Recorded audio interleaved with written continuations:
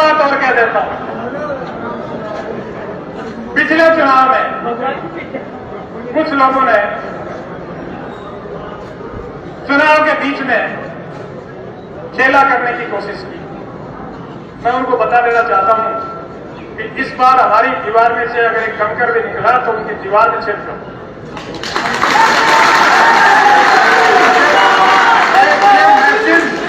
आपके बीच में दे रहा हूं क्योंकि मुझे अब इससे ज्यादा मैं डिफेंसिव राजनीति में नहीं करूंगा।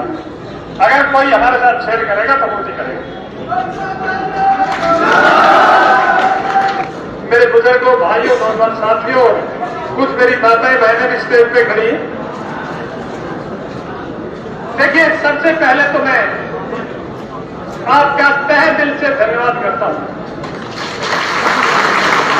मेरे पास शब्द नहीं कोई आपका एहसान बताने के लिए।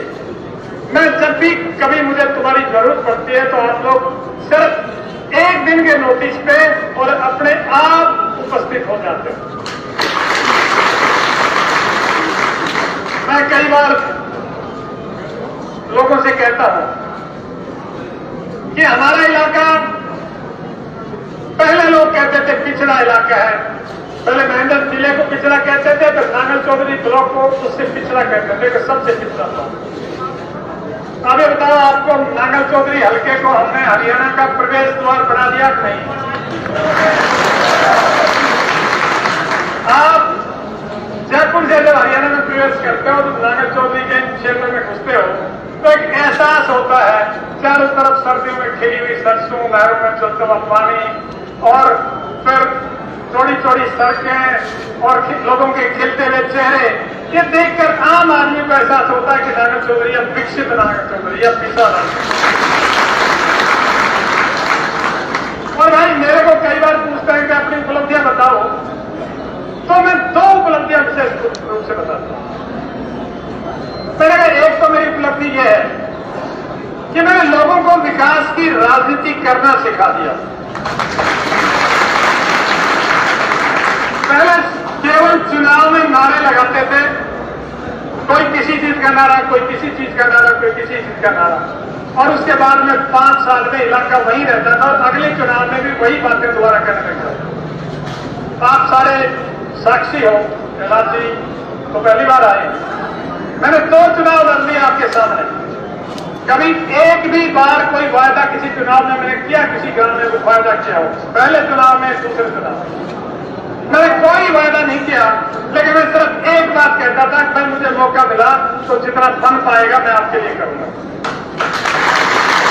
और आज मैं सिर्फ एक बात कह रहा हूं, अब भी वही बात कह रहा हूं कि भाई मेरे को मौका मिला, जितनी मेरे अंदर सामर्थ्य था, शक्ति थी, उसके मुताबिक इस क्षेत्र के लिए काम किया है और तीसरी बार मौका दोगे तो उसी शक्ति और सामर्थ्य के साथ आपके लिए काम करेंगे।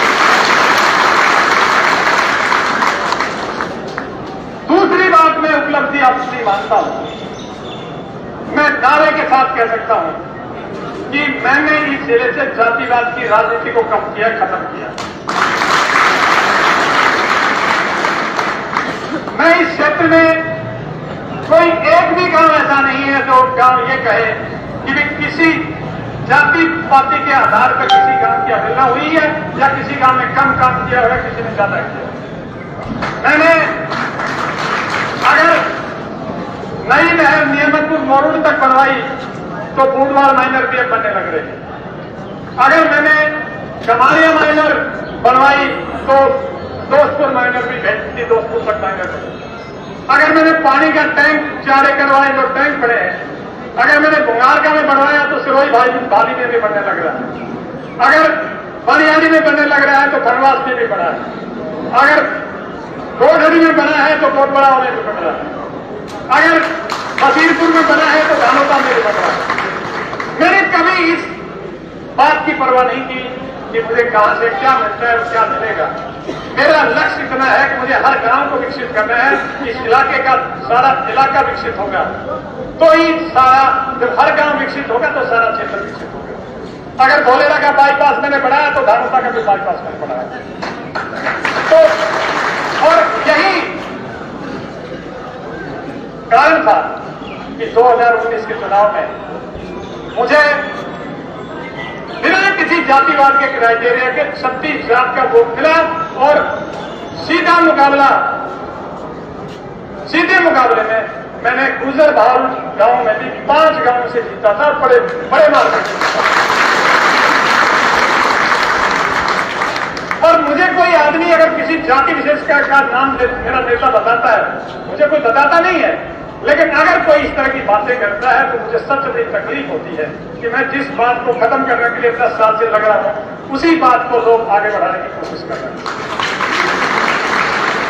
मैं केवल आपको एक बात कहना चाहता हूं कि आपने मुझे 10 साल देख लिया, 10 साल में मैं अच्छा बुरा जैसा हूं देख लिया, 5 साल देख लिया, 10 साल अगले 5 साल के लिए और मौका दिया और मुझे तीसरी बार मौका देते हो तो मैं जैसे पहले चुनाव में कहता था वैसे एक बार फिर कह रहा हूं कि मैं तुम्हें पछताने का मौका नहीं दूंगा। मुझे एमएलए बनाकर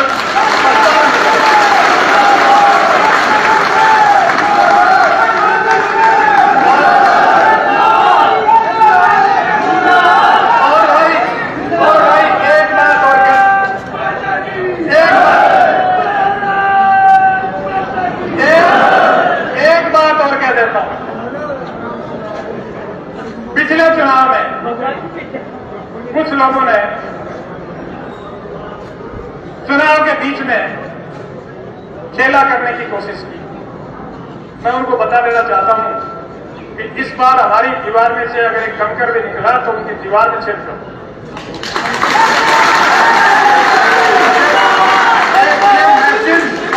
आपके बीच में दे रहा हूं क्योंकि मुझे इससे ज्यादा मैं डिफेंसिव राजनीति में नहीं करूंगा। अगर कोई हमारे साथ छेड़ करेगा तो वो ही करेगा।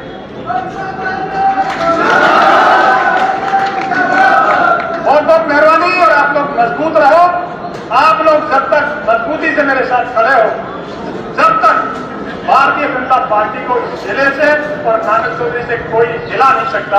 मेरा यही आपकी भावना है और यही पार्टी एक ऐसी है, भारतीय जनता पार्टी एक ऐसी पार्टी है जिसमें इस इलाके का इसका उचित हिस्सा मिला। अगर पानी का हिस्सा मिला तो पार्टी की सरकार आई तो पानी का हिस्सा मिला। पानी अगर मिला, पहले कितनी बार अपनी कितनी पार्टियों की सरकारें बनाई और भारतीय जनता पार्टी की सरकार हमने पहली बार बनाई थी और पहली बार जो सरकार बनाई तो उस समय सरकार बनने के 1 महीने के बाद में पानी पर काम शुरू हो गया था और पहली योजना में जो काम समाप्त हुआ, पहली योजना जब पूरी हुई उससे पहले इस इलाके में पानी आना शुरू हो गया।